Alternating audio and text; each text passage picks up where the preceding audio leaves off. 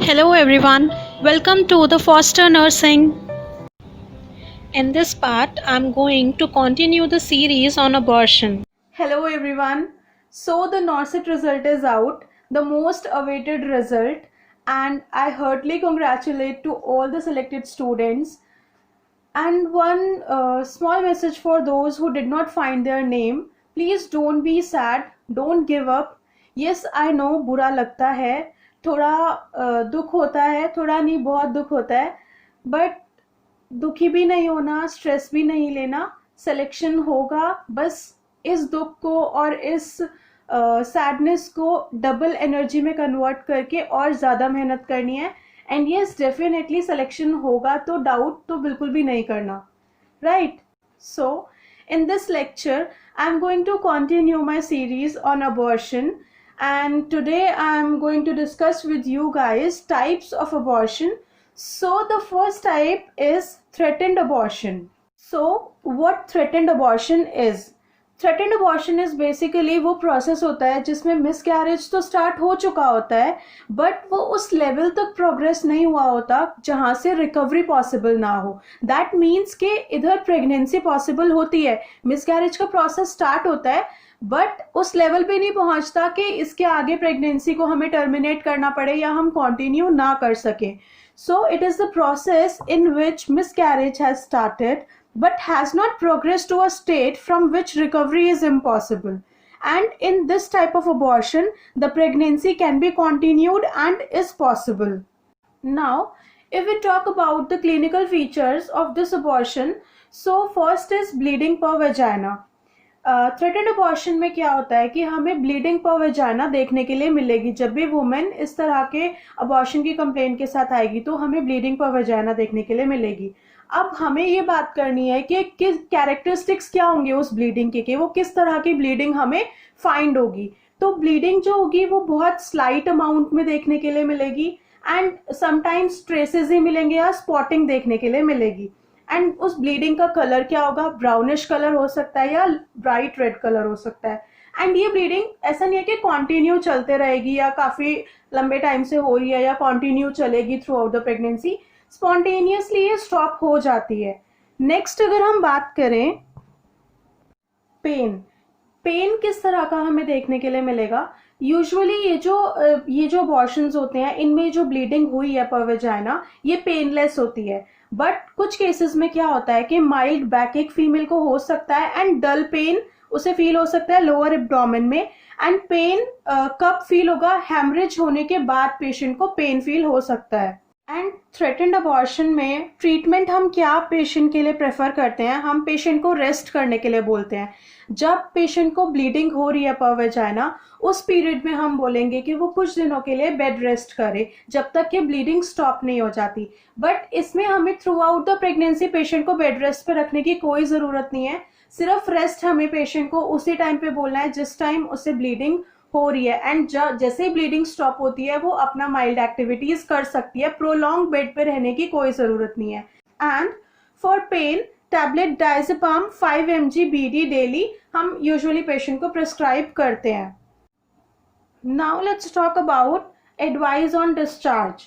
Discharge पे हम patient को ये एडवाइस करेंगे कि वो 2 वीक्स तक एटलीस्ट अपनी एक्टिविटीज़ को लिमिट करे एंड हैवी वेट को अवॉइड करे, coitus avoided during this period, and watch for evidence of passage of foetus. मतलब उसे ध्यान रखना है कि कहीं फीटस का पैसेज ना हो जाए वेजाइना के थ्रू, ठीक है। एंड एक्टिविटीज़ को लिमिट करना है, हैवी वर्क नहीं करना, उसको हैवी वेट्स नहीं उठाने, and coitus should be avoided during this period.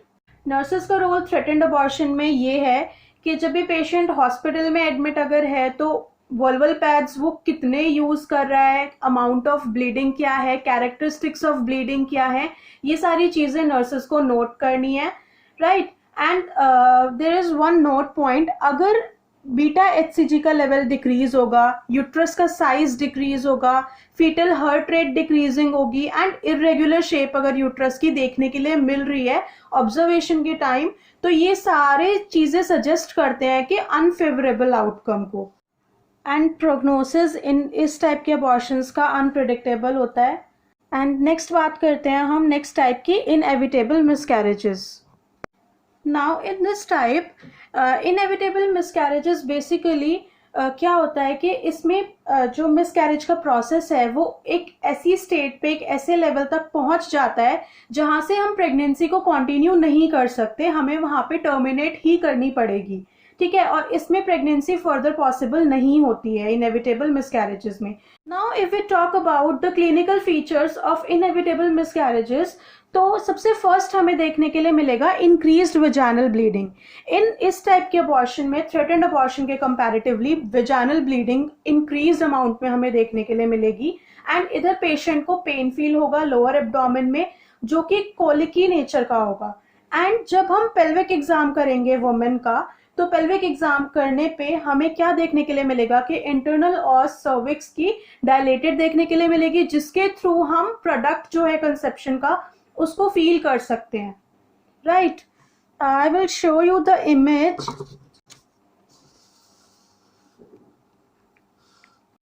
Like as you see in the image, the cervix is dilated and जब हम pelvic examination करेंगे, पीवी करेंगे वुमेन का, तो हमें क्या होगा, इस dilated cervix के थ्रू हम जो भी conception का प्रोडक्ट है वो हमें फील होगा। ऑन सर्टेन ओकेजन्स क्या होगा कि हमें जो फीचर्स हैं इनएविटेबल अबॉर्शन के वो हमें क्विकली डेवलप होते हुए दिखेंगे बिना किसी थ्रेटेंड अबॉर्शन के एविडेंस के। अगर हम सेकेंड ट्राइमेस्टर की बात करें तो ये स्टार्ट होता है मेम्ब्रेन्स के रप्चर होने से और इंटरमिटेंट एब्डोमिनल पेन।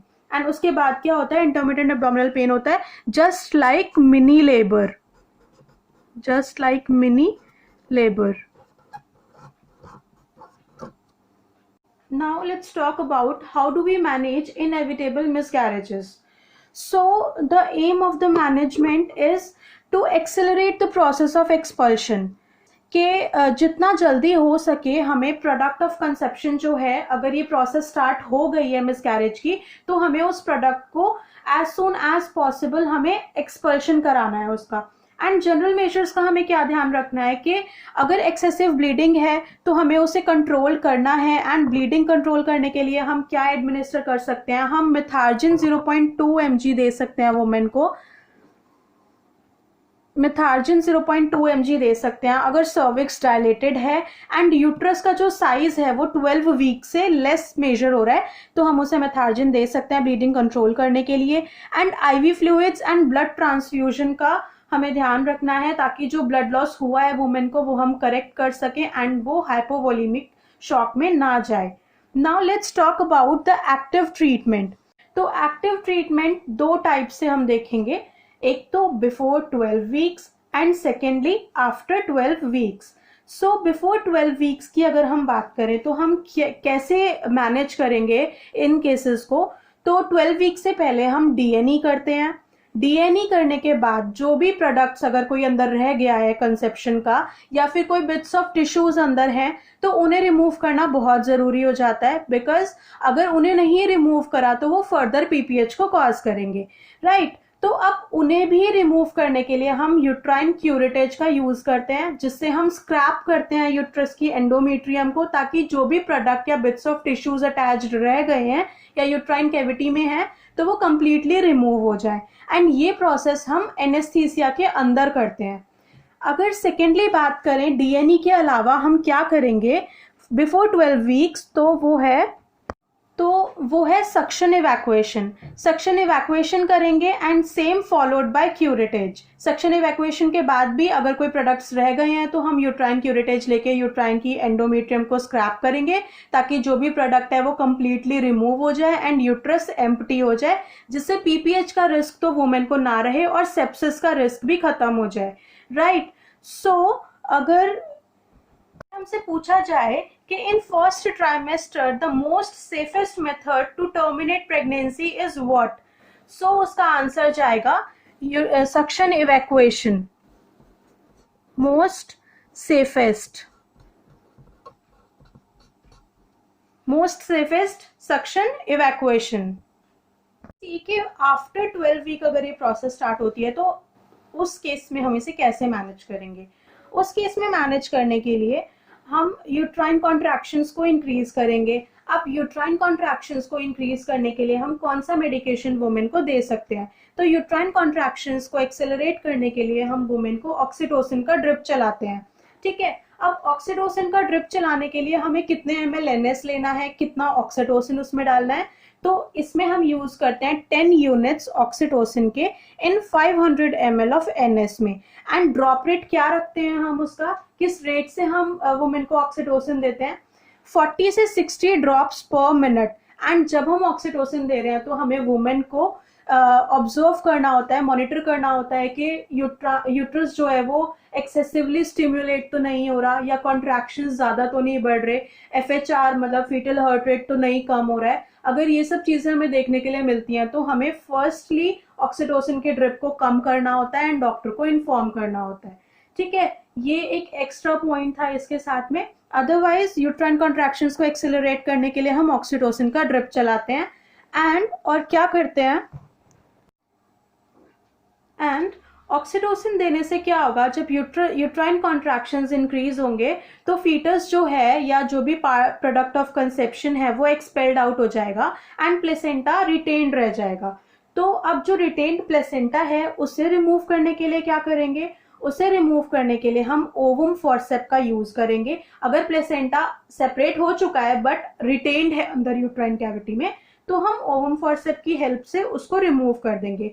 बट अगर सेपरेट नहीं हुआ है तो हम उसके लिए डिजिटल सेपरेशन मेथड यूज करेंगे और वो मेथड फिर हम जनरल एनेस्थीसिया के अंदर करेंगे, राइट। तो यहाँ पे हमारा मैनेजमेंट खत्म होता है इनएविटेबल मिसकैरेजेस का। नेक्स्ट टाइप की हम बात करते हैं विच इज कंप्लीट मिसकैरेज। अगर हम कंप्लीट मिसकैरेज की बात करें तो कंप्लीट मिसकैरेज में क्या प्रोसेस होता है, जो भी प्रोडक्ट होता है कंसेप्शन का वो कंप्लीटली बाहर आ जाता है, एक्सपेल्ड आउट हो जाता है वेजाइना के थ्रू।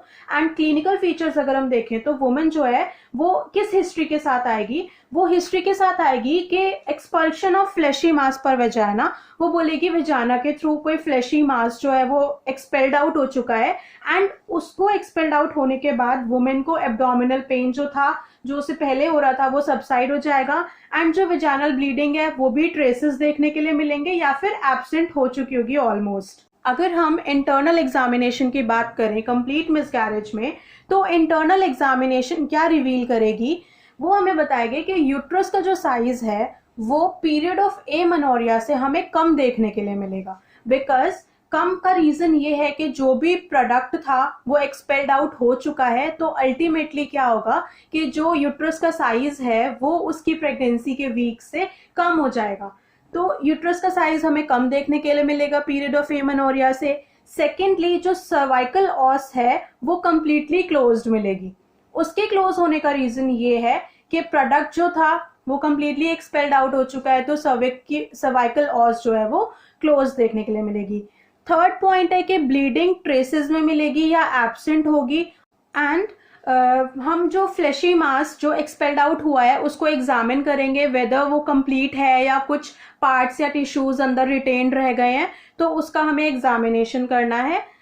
नाउ मैनेजमेंट की बात करें कि कंप्लीट मिसकैरेज के केसेस में मैनेज कैसे करेंगे, तो हम ट्रांसवेजाइनल सोनोग्राफी करते हैं। एंड ये जो होता है ट्रांसवेजाइनल सोनोग्राफी, ये यूजफुल होती है ये देखने के लिए कि whether uterine cavity completely empty हुई है या नहीं हुई है, कहीं कोई प्रोडक्ट ऑफ कंसेप्शन तो अंदर नहीं रह गया या कोई पार्ट तो कंसेप्शन का अंदर रिटेन नहीं रह गया जो फर्दर वुमेन को सेप्सिस कॉज करे या कॉम्प्लिकेशंस को इनवाइट करे, राइट। तो हम टीवीएस के थ्रू ये देख लेते हैं कि यूट्राइन कैविटी जो है वो कम्प्लीटली एम्प्टी हुई है या कम्प्लीटली एम्प्टी नहीं हुई है। अदरवाइज अगर एम्प्टी नहीं होती और हमें टीवीएस में ये पता चलता है कि कुछ बिट्स ऑफ टिश्यूज या प्रोडक्ट ऑफ कंसेप्शन थोड़ा बहुत यूट्रस के अंदर रिटेन्ड रह गया है, तो हम क्या करते हैं, इवैक्यूएट करते हैं यूट्रस को यूट्राइन क्यूरेटेज की हेल्प से, जो भी प्रोडक्ट अंदर होता है उसको रिमूव कर देते हैं।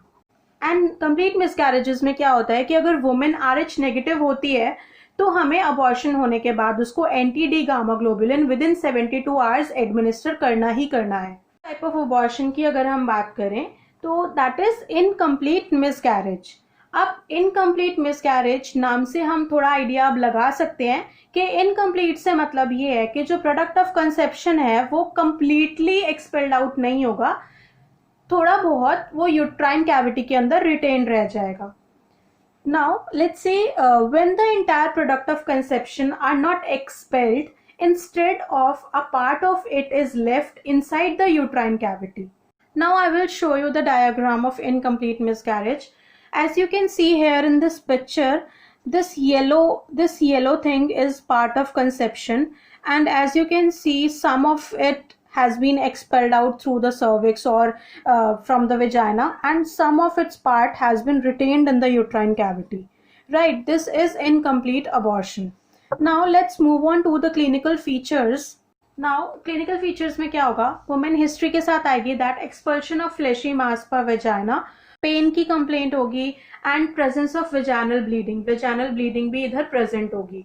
एंड अगर हम इंटरनल एग्जामिनेशन करें इन वुमेन्स के अंदर तो हमें क्या फाइंडिंग्स देखने के लिए मिलेगी. इंटरनल एग्जामिनेशन की बात करें तो इंटरनल एग्जामिनेशन क्या रिवील करेगा कि यूट्रस का जो साइज है, यूट्राइन कैविटी का साइज, यूट्रस का साइज, वो हमें पीरियड ऑफ एमेनोरिया के कंपैरिजन में स्मॉल देखने के लिए मिलेगा because some of its product has been expelled out through the vagina. Cervical os often admit a tip of finger, वो इतनी डायलेटेड हमें मिलेगी देखने के लिए. एंड एग्जामिन करना है हमें जो भी एक्सपेल्ड मास है उसे हम एग्जामिनेशन करेंगे कि वो कंप्लीट है या इनकम्प्लीट है. अगर इनकम्प्लीट है तो फर्दर इवैक्यूएशन हमें यूट्रस का करना है. कॉम्प्लिकेशन की इनकम्प्लीट अबॉर्शंस के, तो कॉम्प्लिकेशंस क्या हो सकते हैं कि इनकम्प्लीट है यानी कि कुछ पार्ट कंसेप्शन का या बिट्स ऑफ टिश्यूज अंदर है यूट्राइन कैविटी में, तो वो क्या कर सकते हैं, प्रोफ्यूज ब्लीडिंग कॉज कर सकते हैं, पीपीएच जिसे हम बोलेंगे, एंड इन्फेक्शन कॉज कर सकते हैं. Let's talk about the management of incomplete miscarriages. इसमें हम कैसे मैनेज करेंगे कि इनकम्प्लीट है मीन्स कुछ प्रोडक्ट कंसेप्शन का बाहर है, कुछ प्रोडक्ट अंदर रिटेन्ड हो सकता है, तो इसके लिए हमें इवैक्यूएट करना है रिटेन्ड प्रोडक्ट्स ऑफ कंसेप्शन को, जिसे हम बोलते हैं ERCP. तो हमें ERCP करना है. एंड अब बात करते हैं मैनेजमेंट हम early abortions and let abortions के टाइप में. तो अर्ली अबॉर्शंस में हम वही डायलेशन एंड इवैक्यूएशन करते हैं जनरल एनेस्थीसिया के अंदर. लेट अबॉर्शंस की अगर हम बात करें तो लेट अबॉर्शंस में हम यूट्रस को इवैक्यूएट करते हैं जनरल एनेस्थीसिया के अंदर एंड प्रोडक्ट को रिमूव करते हैं. जो प्रोडक्ट रह जाते हैं इवैक्यूएट करने के बाद भी यूट्रस में, उन प्रोडक्ट्स को हम रिमूव करते हैं ओवम फॉर्सेप की हेल्प से और या फिर ब्लंट क्यूरेटेज की हेल्प से. राइट, ब्लंट क्यूरेटेज हमने इधर क्यों लिखा है, बिकॉज अगर क्यूरेटेज शार्प होगी तो वो परफोरेट कर सकती है यूट्रस को, जो कि फर्दर कॉम्प्लिकेशंस कॉज करेगा. तो ब्लंट क्यूरेटेज की हेल्प से या तो हम उसे क्यूरेटेज करेंगे या फिर हम ओवम फॉर्सेप की हेल्प से जो भी प्रोडक्ट अंदर रह गए हैं उनको रिमूव कर देंगे एंड उसके बाद हम डायलेशन एंड इवैक्यूएशन करेंगे. राइट, अब जो भी प्रोडक्ट रिमूव हुआ है उसे हमें हिस्टोलॉजिकल एग्जामिनेशन के लिए भेजना है. मेडिकल मैनेजमेंट की बात करें तो मेडिकल मैनेजमेंट होगा tablet misoprostol 200 microgram vaginally every 4 hour. And इस पार्ट को मैं यहीं पे ख़त्म करती हूँ. इस पार्ट में हमने 4 टाइप पढ़े अबॉर्शन के: threatened abortion, inevitable abortion, complete abortion and incomplete abortion. And in the next video I will discuss septic abortion, missed abortion, recurrent abortion. So guys, thank you for watching, and if you like my video, my way of teaching, then please do like, subscribe and share. Thank you.